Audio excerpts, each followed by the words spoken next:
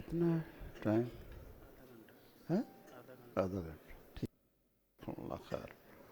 السلام علیکم ورحمۃ اللہ وبرکاتہ۔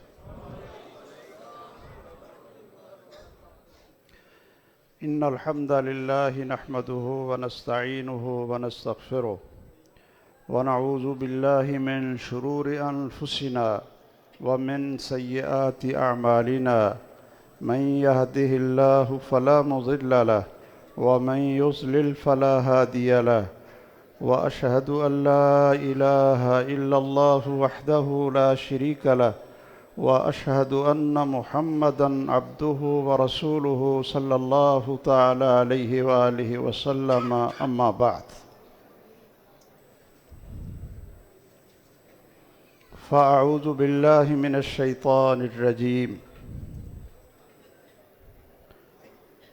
يا أيها الذين آمنوا كتب عليكم الصيام كما كتب على الذين من قبلكم لعلكم تتقون۔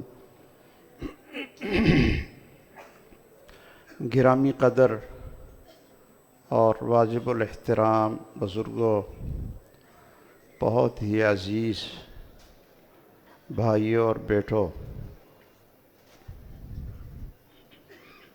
اللہ ذو الجلال کی توفیق سے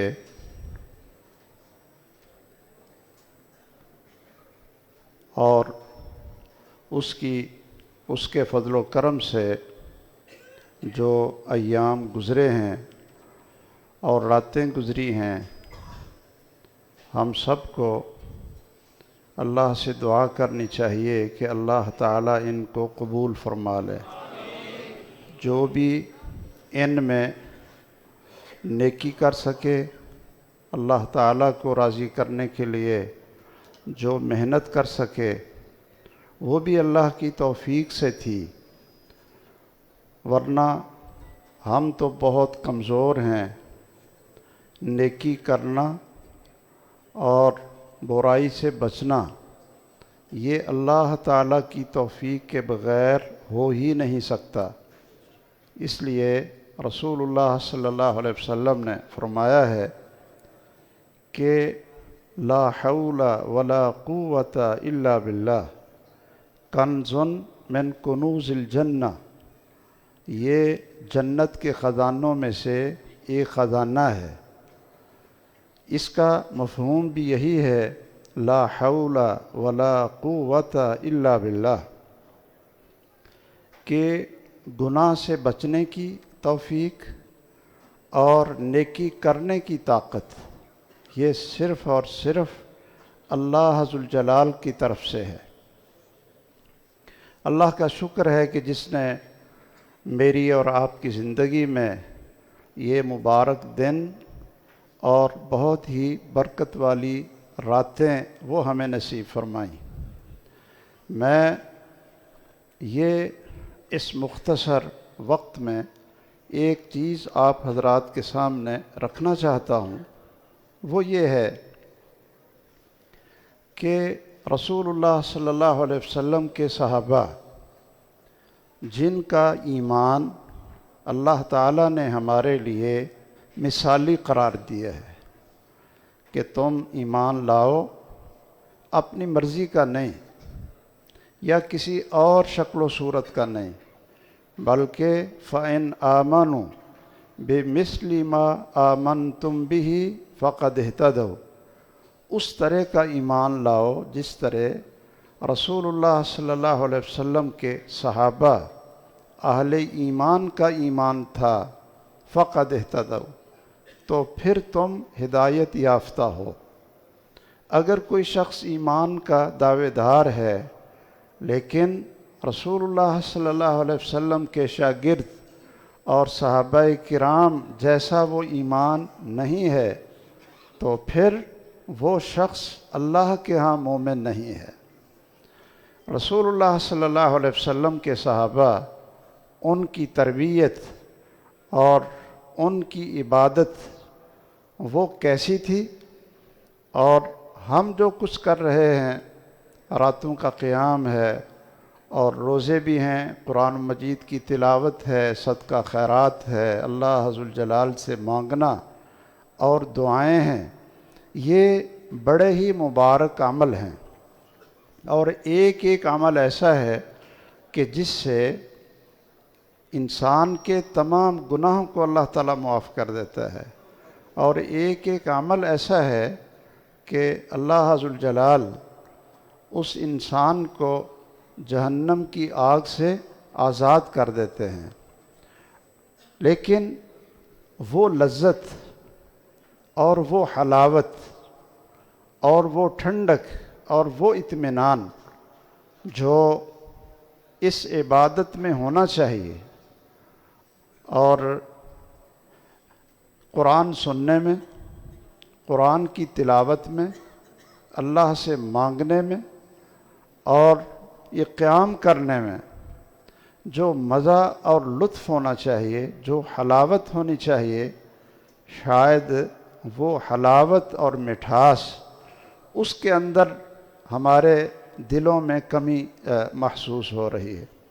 اس وجہ سے ہم یہ پورے مہینے میں عبادت کے باوجود ہماری دل کی دنیا نہیں بدلتی، اور نہ ہی ہماری زندگی کے جو معاملات ہیں، جو اللہ تعالیٰ اور اس کے رسول صلی اللہ تعالیٰ علیہ وسلم کے احکام ہیں، ان کو ہم دلی خوشی، محبت اور اللہ ذوالجلال کی عظمت کے ساتھ ان کو ہم قبول کرنے کے لیے تیار نہیں ہوتے۔ دیکھیے، رسول اللہ صلی اللہ علیہ وسلم کے دور میں صحابہ کرام رضی اللہ تعالیٰ عنہم اجمعین رمضان کا چاند نکلنے سے پہلے، رمضان کا چاند نکلنے سے پہلے وہ ایسی تیاری کرتے تھے کہ اپنے دلوں کو بالکل صاف کر لیتے تھے، اور پھر جب وہ نماز میں کھڑے ہوتے، تراویح پڑھتے، قرآن کی تلاوت کرتے، قرآن مجید سنتے، تو پھر ان کی کیفیت اور ہوتی تھی۔ کسی نے سیدنا عبداللہ ابن مسعود سے پوچھا کہ رمضان کا استقبال تم کیسے کرتے تھے؟ تو انہوں نے فرمایا کہ ہم، یعنی صحابہ کرام کے دور میں، ہم رمضان کا استقبال کرتے تھے اس طرح کہ چاند نکلنے سے پہلے ہم اپنے دلوں کو حسد سے، کینے سے، بغض اور نفرت سے صاف کر لیتے،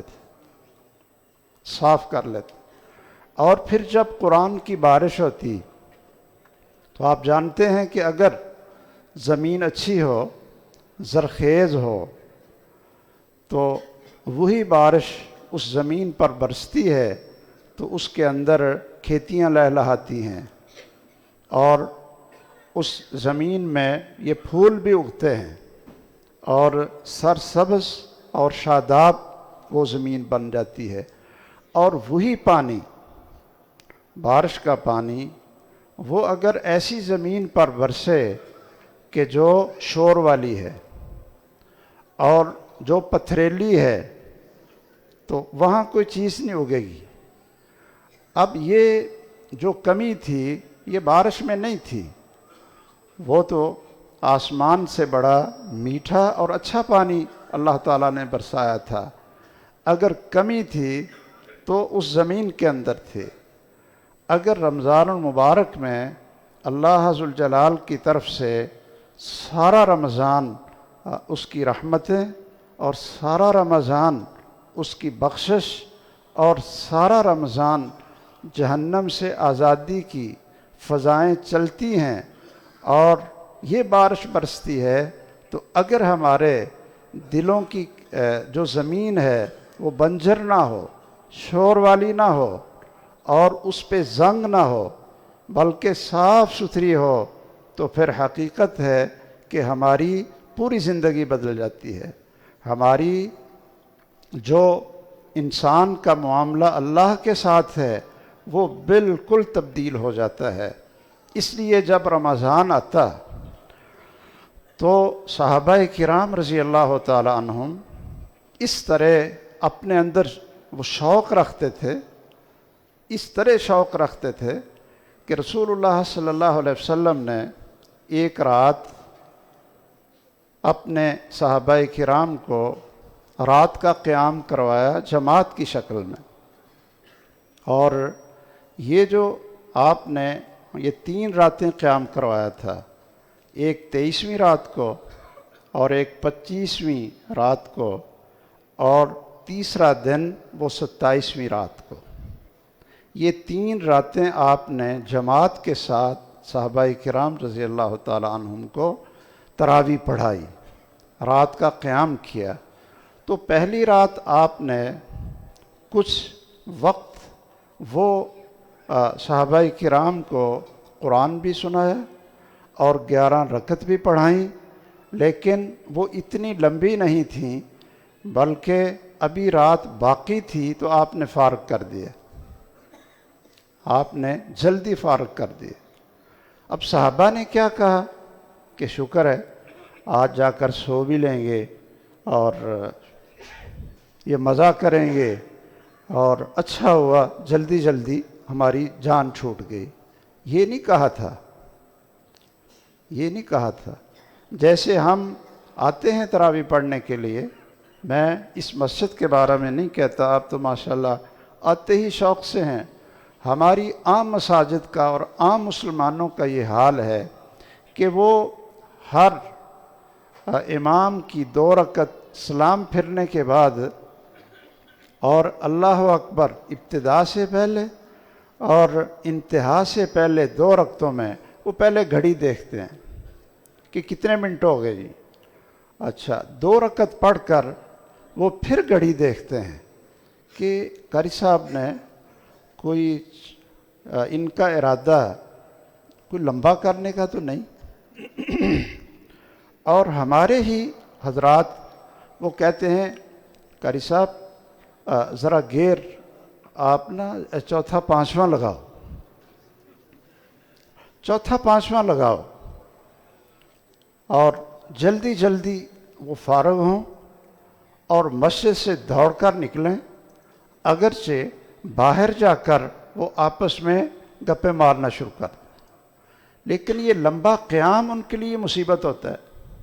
لمبا کھڑا ہونا اور قرآن مجید کو سننا، اس میں مٹھاس نہیں آتی نا، اس میں مزہ نہیں آتا، اور اس میں یہ حلاوت نہیں ہوتی کہ قاری صاحب اور لمبا کرو، ہمیں بڑا مزہ آ رہا ہے، آپ زیادہ ہمیں قرآن سناؤ، ہمیں دل میں بڑا سکون، قرار اور ٹھنڈک آ رہی ہے، اور سناؤ۔ اس کی وجہ یہ ہے کہ ہم نے اپنے دلوں کے زنگ کو اتارا ہی نہیں تھا، ہم نے اپنے دلوں کو صاف ہی نہیں کیا تھا، اور دل کے اندر ایمان، اللہ کی محبت کے لیے کھڑا ہونا اور محمد الرسول اللہ صلی اللہ علیہ وسلم کی سنت پر عمل اور اس کی محبت، یہ مٹھاس ہمارے دلوں میں تھی نہیں۔ اس لیے ہماری کوشش ہوتی ہے کہ جلدی قرآن پڑھو، اگر تراویح پڑھنی ہے تو جلدی پڑھو تاکہ ہم آرام کر سکیں، گپیں لگا سکیں، اور جو ہمارے پاس وہ یہ موبائل ہوتا ہے بڑا، یہ تو چھوٹا ہے نا جی، ایک بڑا ہوتا ہے، وہ مسجد سے باہر نکلیں اور دیکھیں۔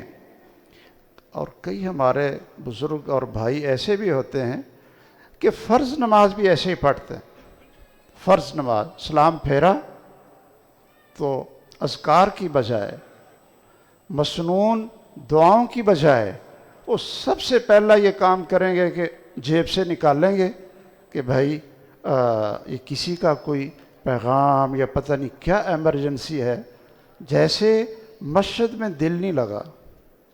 ان کو احساس نہیں کہ جب ہم نے فرض پڑھ لیے، سلام پھیر لیا، جب تک بیٹھے رہیں گے اللہ ذوالجلال فرشتوں کو اس ڈیوٹی پر مقرر کر دیں گے کہ جب تک یہ میرا بندہ فرض نماز ادا کر کے اسی جگہ پر بیٹھا رہے تو تم اس کے لیے 4 قسم کی دعائیں کرتے رہو۔ اللہم اغفر لہ، اے اللہ اس کو بخش دے، ورحم ہو، اے اللہ اس پر رحمت فرما، اے اللہ اس کے اوپر اس کے درجات بلند کر دے، صلی علیہ، اے اللہ اس کے درجات بلند کر دے۔ اور چوتھی دعا فرشتے یہ کرتے ہیں کہ اے اللہ اس آدمی پر اپنی رحمت کی بارش برسا دے۔ ہمیں چونکہ وہ احساس نہیں ہوتا اور وہ مزہ نہیں آتا، لطف نہیں آتا، اس لیے ہم سلام پھیرتے ہی کوشش کرتے ہیں کہ نکلیں اور بھاگیں۔ تو صحابہ کرام کو جب پہلی رات رسول اللہ صلی اللہ علیہ وسلم نے جلدی فارغ کیا تو صحابہ کہنے لگے کہ ہمیں اور نفل پڑھاؤ، ہمیں اور قیام کرواؤ، ابھی تو رات کافی باقی ہے، ابھی رات باقی ہے، ہمیں اور پڑھاؤ۔ آپ نے فرمایا کہ جو شخص امام کے ساتھ یہ تراویح پڑھے اور رات کا قیام کرے اور اس کے ساتھ ہی فارغ ہو تو اللہ ذوالجلال اس کے لیے پوری رات کے قیام کا اجر اور ثواب لکھ دیتے ہیں۔ اب صحابہ کیا کہتے تھے؟ اور پڑھاؤ، زیادہ پڑھاؤ۔ صحابہ کرام رسول اللہ صلی اللہ علیہ وسلم سے عرض کرتے تھے کہ ہمیں زیادہ قرآن پڑھنے کی اجازت دو، اور آپ کیا کہتے تھے کہ نہیں، اتنا نہیں، اس سے تھوڑا پڑھو۔ اور وہ اتنا اصرار کرتے تھے۔ عبداللہ ابن عمر بن عاص رضی اللہ تعالیٰ عنہ کی، ان کے والد گرامی عمر بن عاص نے بڑے اچھے خاندان میں اور بڑی خوبصورت اور بڑے خاندان کی خاتون سے شادی کی، تو یہ تیسرے دن وہ ان کے گھر گئے اور اپنی بہو سے پوچھا کہ عبداللہ کا کیا حال ہے، عبداللہ کا کیا حال ہے؟ وہ بیچاری کہنے لگی کہ 3 دن تو ہو گئے، 3 راتیں گزر گئی ہیں، تو اس نے تو مجھے ابھی تک پوچھا ہی نہیں۔ تو فرمانے لگے کہ وہ کیا کرتا ہے، اپنے بیٹے کے بارے میں وہ کہتے ہیں وہ کیا کرتا ہے؟ تو اس بہو اور خاتون نے کہا کہ عشاء کی نماز کے بعد وہ قیام شروع کر دیتا ہے اور فجر کی اذان تک وہ قیام میں قرآن پڑھتا رہتا ہے، اور صبح اذان سے پہلے وہ روزہ رکھ لیتا ہے، سارا دن روزے میں گزارتا ہے اور ساری رات وہ قیام کے اندر گزارتا ہے۔ انہوں نے کہا اچھا۔ وہ رسول اللہ صلی اللہ علیہ وسلم کے پاس چلے گئے، جا کر انہوں نے اپنے بیٹے کی شکایت کی، بیٹے کی شکایت کی۔ رسول اللہ صلی اللہ علیہ وسلم نے بلا لیا، کہا کہ آپ کیا کرتے ہیں؟ آپ کے جسم کا حق ہے، آنکھوں کا حق ہے، بیوی کا حق ہے، اہل کا حق ہے، وہ کیوں نہیں ادا کرتے ہو؟ تو آپ ایسا کریں کہ آپ 1 مہینے میں 1 قرآن ختم کریں۔ وہ کہنے لگے جی میں تو زیادہ پڑھنا چاہتا ہوں، مجھے آپ زیادہ کی اجازت دیں۔ آپ نے فرمایا نہیں، آپ پھر ایسا کرو، اگر زیادہ پڑھنا چاہتے ہو تو 25 دن میں قرآن ختم کرو۔ انہوں نے کہا میں تو اور زیادہ پڑھنا چاہتا ہوں۔ آپ نے فرمایا 20 دن میں پھر قرآن ختم کرو۔ اس نے کہا کہ آپ مجھے تھوڑی سی اور اجازت دے دیں، تو کرتے کرتے آپ نے کہا 10 دن میں قرآن ختم کر۔ اس نے کہا جی یہ تو بہت تھوڑا ہے میرے لیے، بہت تھوڑا ہے۔ تو آپ نے فرمایا چلو 5 دن میں ختم کرو۔ انہوں نے کہا یہ بھی تھوڑا ہے، مجھے زیادہ پڑھنے کی اجازت دیں۔ تو آپ نے فرمایا کہ پھر 3 دن میں ختم کرو۔ انہوں نے کہا جی مجھے اور پڑھنے کی اجازت دیں۔ آپ نے فرمایا نہ، جس نے 3 دن سے پہلے قرآن ختم کیا اس نے اس کو سمجھا ہی نہیں۔ آپ نے ان کے لیے یہ ایک حد مقرر کر دی۔ میں صرف اس سے یہ سمجھنا اور آپ حضرات کے سامنے رکھنا چاہتا ہوں کہ عبداللہ ابن عمر وہ زیادہ پڑھنے کی اجازت مانگ رہے ہیں اور آپ اس کو کم کرنے کی تلقین فرما رہے ہیں، زیادہ پڑھنے کی اجازت کس لیے؟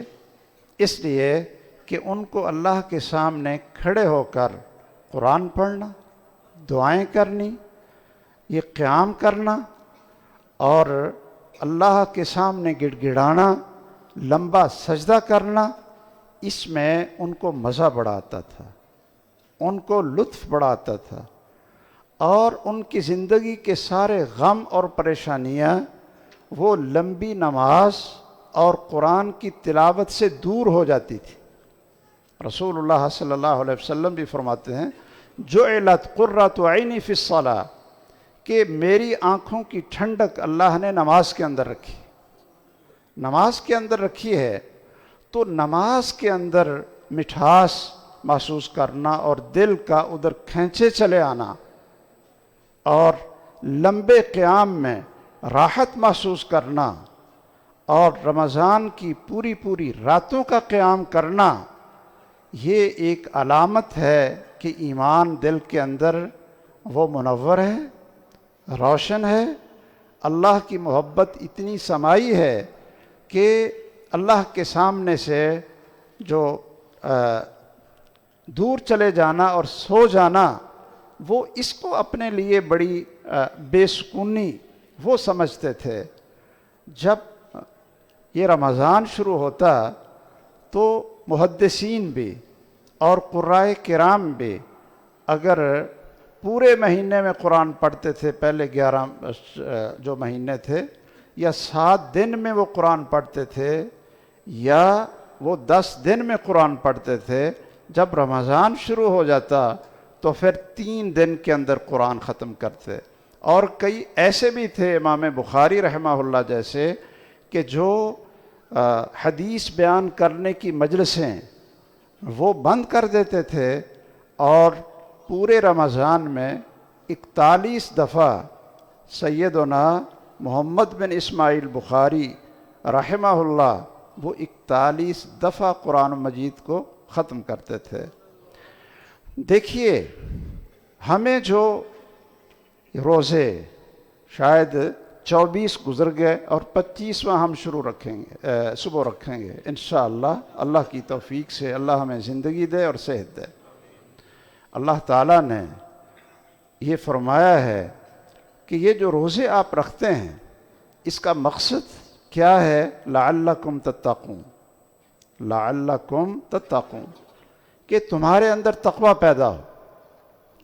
آپ نے یہ لفظ اور جملہ اور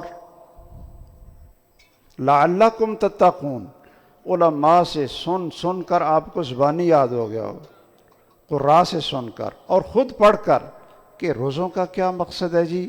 کہ اللہ کا تقوی پیدا ہو جائے، انسان متقی بن جائے۔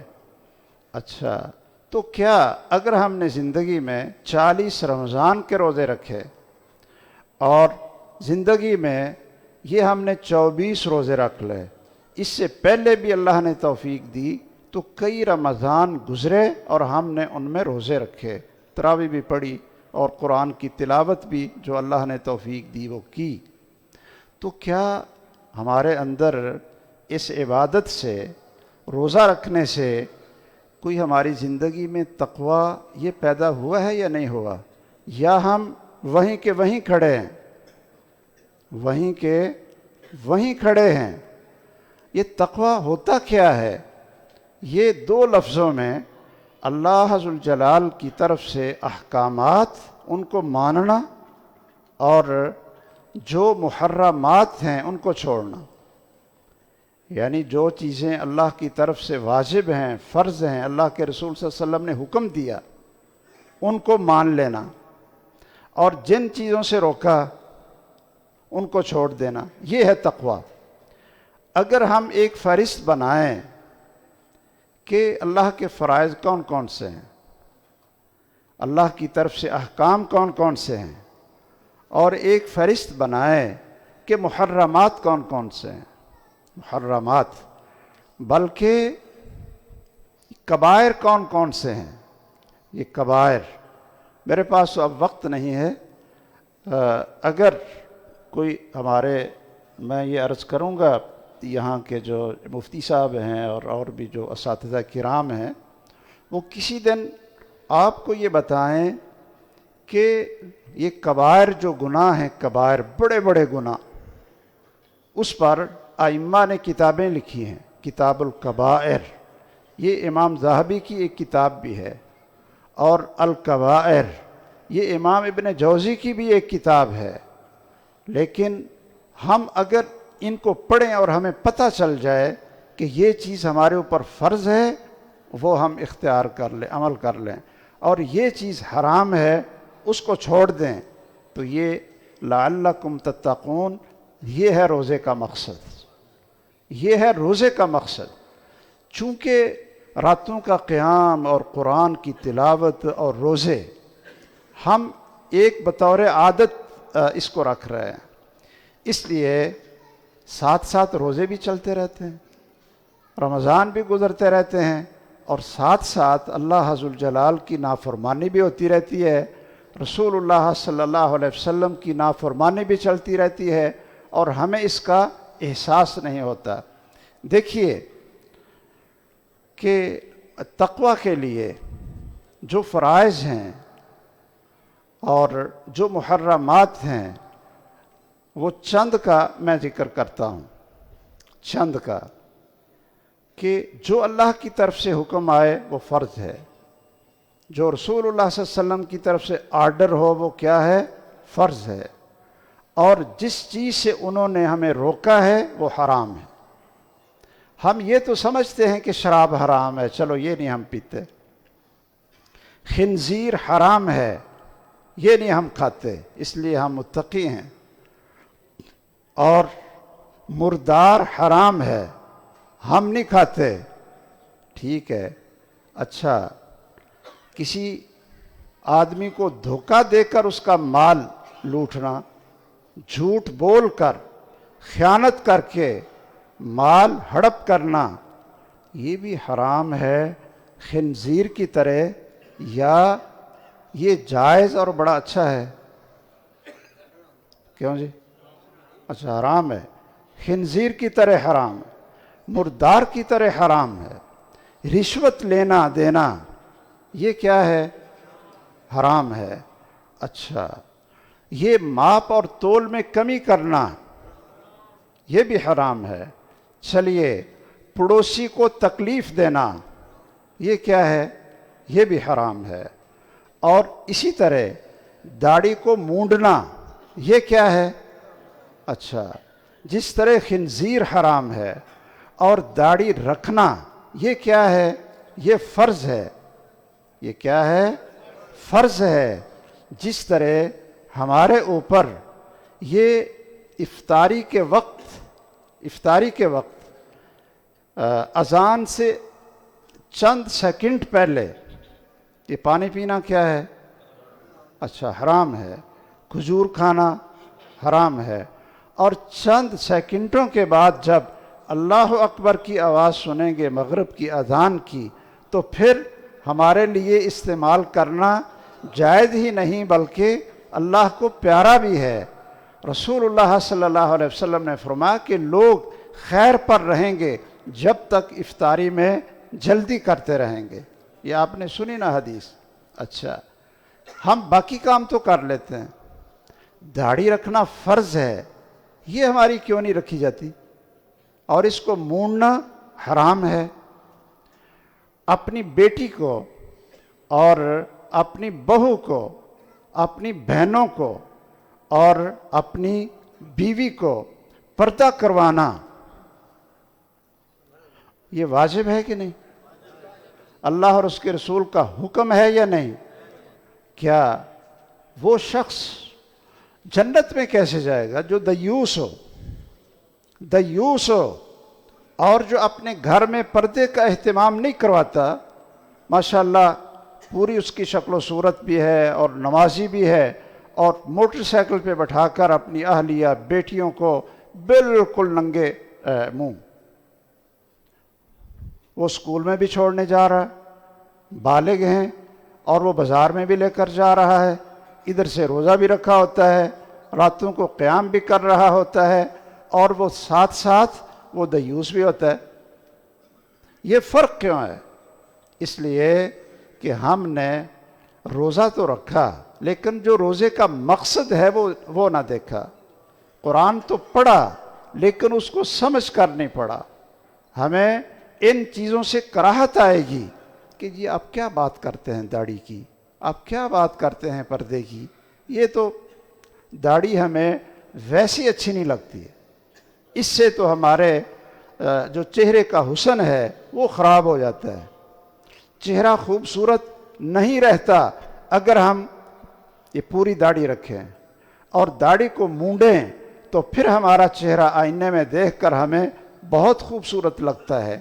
کیا یہ شخص اس کو قرآن پڑھنے میں مزہ اور لطف اس لیے نہیں آ رہا کہ اس نے صحیح طریقے سے نہ اللہ سے محبت کی اور نہ اللہ کو پہچانا، اور نہ قرآن سے محبت کی، نہ اس نے رسول اللہ صلی اللہ علیہ وسلم سے محبت کی اور رسول اللہ صلی اللہ علیہ وسلم کے حق کو پہچانا۔ داڑھی رکھنا فرض ہے اور اس کو مونڈنا کبیرہ گناہ ہے۔ مونڈنے والے پر اللہ ذوالجلال کی لعنت ہے، لیکن ہماری زندگی میں یہ فرق کیوں نہیں پڑتا؟ لعلکم تتقون، لعلکم تتقون، فرائض پر عمل۔ یہی شخص صبح دکان پر جا کر بیٹھ جائے گا اور ساری رات قیام بھی کیا، دعائیں بھی بڑی کی کہ اللہ معاف کر دے معاف کر دے، اور علماء سے بھی کہا، انہوں نے رو رو کر لوگوں کو بھی رلایا، خود بھی روئے یا اللہ معاف کر دے معاف کر دے، اور جب صبح جا کر دکان پہ بیٹھے اور کاروبار شروع کیا اور گھروں میں جا کر اپنا ماحول دیکھا، اس کے اندر تو کوئی تبدیلی نہیں آئی، نہ کاروبار میں آئی نہ اخلاق میں آئی۔ کیا کوئی ایسا شخص ہو کہ جس نے 24 روزے رکھے ہوں، یہ طاق راتوں میں قیام کیا ہو اور قرآن کو شوق اور محبت سے سنا ہو، اور پھر اس کے دل میں یہ چیز آ گئی کہ میں نے تو اپنی بہن کی وراثت وہ ہڑپ کی ہوئی ہے، میں نے تو اپنے بھائی کا حق مارا ہوا ہے، میں نے تو جو ایک پلاٹ میرا بنتا بھی نہیں تھا تو وہ میں نے جو ہے نا اپنے رشوت دے کر اور 2 نمبر بہنوں کو عدالت میں کھڑا کر کے، 2 نمبر کا یہ معنی ہے کہ وہ عدالت میں بیان دینا پڑتا ہے نا کہ بہن کہتی ہے جی میں نے اپنے بھائی کو دیا، ٹھیک ہے نا، اور بھائی کہتا ہے کہ جی بس ٹھیک ہے میری بہن نے یہ بیان دے دیا۔ اب اس کی بہن نہیں ہوتی، وہ کوئی اور خاتون اس نے کھڑی کی ہوتی ہے، اس کو پیسے دیے اور وہاں بیان دلوا دیا، اور وہ سارے کی ساری زمین جو ہے نا وراثت وہ اپنے حق میں لے لی۔ اور کئی بد نصیب ایسے بھی ہیں، وہ کہتے ہیں جی بہنوں کو جہیز دے دیا تھا تو وراثت ختم ہو گئی، بہنوں کو تو ہم نے جہیز دے دیا تھا، اب وہ کس چیز کی وارث ہیں؟ تو یاد رکھیے اللہ نے ان کو وارث بنایا، آپ کو وارث بنایا۔ اگر جھوٹ سے، دھوکے سے یا زبردستی آپ کسی کا ایک بالشت زمین بھی لیتے ہیں تو اللہ ذوالجلال قیامت کے دن 7 زمینیں اٹھا کر آپ کے گلے کا طوق بنا دیں گے کہ تجھے پلاٹ بڑے محبوب تھے، تجھے پلاٹ بڑے محبوب تھے، یہ لو 7 زمینوں کا طوق اس کے گلے میں۔ اور اس کو جب قیامت کے دن اٹھائیں گے تو کیسے اٹھائیں گے؟